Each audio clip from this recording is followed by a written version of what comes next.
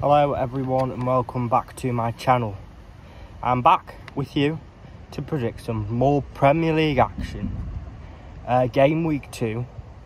We are getting into the thick of things and I cannot wait for a start. We are going to go in order, starting with Brighton against Manchester United, the 12:30 kickoff. Let's start off with Brighton. They are the home side. Brighton, they went and beat Everton 3-0. Look, absolutely awful by Everton. I will talk more about Everton in a minute, but Brighton did look good. Cairo Mitoma, I do like him.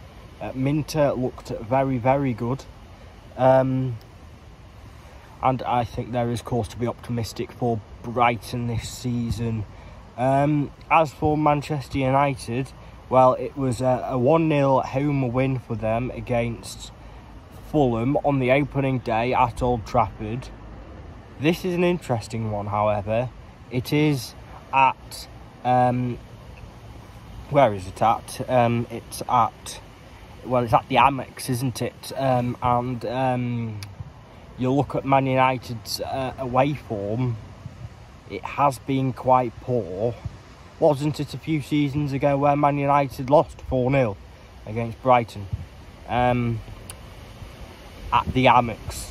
I don't think it'll be 4-0, but I think Brighton might come and upset the apple cart here.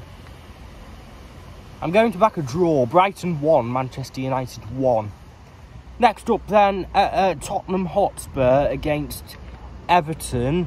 Tottenham Hotspur come into this match off a 1-1 draw against Leicester City. It was Jamie Vardy spoiling the party at the King Power Stadium. In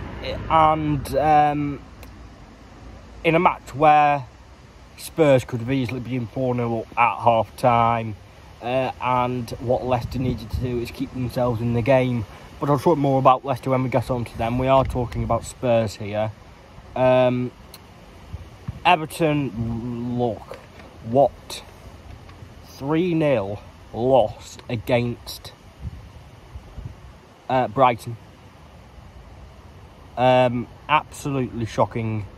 It doesn't help when, I mean, first of all, the VAR incident, the penalty. Apparently, the monitor wasn't working. Why don't they go and get him why don't they have any backup monitors in place so they can show him the video anyway, so he can make his actual mind up, rather than having these VAR referees who don't know a thing about football making their minds up. Can't the referee have the final say? He said penalty. He pointed to the spot before it got reversed. It also doesn't help when Ashley Young goes and gets sent off when you're 2-0 down. And when you're 2-0 down as well, what do you go and do? Talk about impact subs.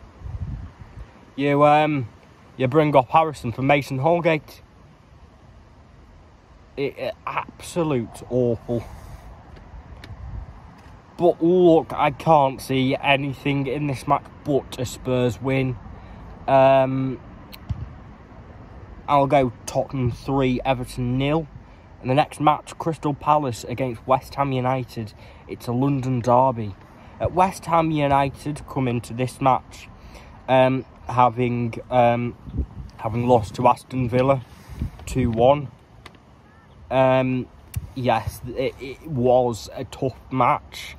It was a tough start, and it was against Villa. I do like Unai Emery. As for Crystal Palace, really quickly, Crystal Palace, well, they they lost to Brentford 2-1. Might be a bit of a shock, but I do like Brentford. I think they will stay up if they keep Tony. But it looks like he's off to Saudi. I am going to back West Ham for this one. Crystal Palace 1, West Ham 2. And the next match is Southampton against Nottingham Forest. Now, I am a big fan of Russell Martin. I do like him. Southampton come into this match having lost 1-0 to Newcastle, and they really should have got a point. It was only 1-0, but they had chances, and there was a red card as well. They would Newcastle were 10 men at this point. So Southampton, they'll look at it and they should have won, but away at St James's Park is a tough match, and I guess it really could have been 3 or 4-0 if it wasn't for the red card. I think the red card made a huge difference in the scoreline. As for Nottingham Forest then, Forest drew 1-1 with Bournemouth, and my thoughts are with Danilo. Apparently he has broken his ankle and it might be a season-ending injury. My thoughts are obviously with him, and I wish him a speedy recovery.